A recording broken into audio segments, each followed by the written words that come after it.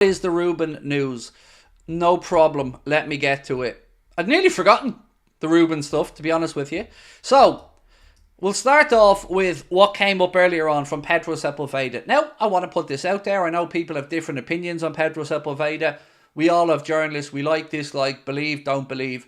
I don't really have favourites. I just try to see which ones I think are closest to the way I'm thinking. And Pedro Sepulveda has said Ruben Amorim is the only name on Liverpool's table to become the next coach. Negotiations are taking place between them and Amorim's agent, but no contact with Sporting. So from that, what I would gather is that the negotiations are taking place, as he said, and if we get agreement with Amorim's agent over the financials, the length of the deal, and any other bits and pieces that us mere mortals wouldn't know about in these negotiations, then you go to Sporting and you see if you either have to pay that full release clause or if there's any movement there, if they're willing to negotiate it downwards. Once you get past the part with him and his agent, I think it's going to be a walk in the park. That's the difficult part. Because if the manager wants to commit, the manager wants to come, we know there's a release clause there that can be paid. On top of this, if we keep going, Amorim's been speaking again, and he was asked, was he quizzed by any of his players about his future? And he said, I didn't say anything to the players. When it was mentioned that I had an agreement with Liverpool, I felt a need to talk, but I left that part for the press conference. So again, I'm going to remind you what he said.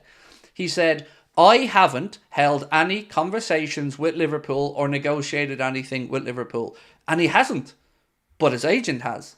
And that's the part I think a lot of people were forgetting when they were willing to jump on that Amorim said he's not coming. No, he didn't. Amorim was very careful with the words that he used, and he said that he hadn't spoken.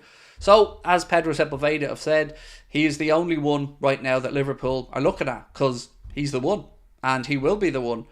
There's been some talk about Niko Kovac in the media over the past 24 or 48 hours. That story stems from the Daily Mail. He is available at the minute. He's without a club, but I don't think Niko Kovac is going to be good enough to come into Liverpool Football Club.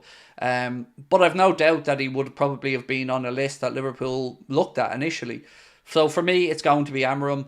I don't know when to expect an announcement, but I do think all signs are pointing in the direction that it's Amorim. And now look at it across the board.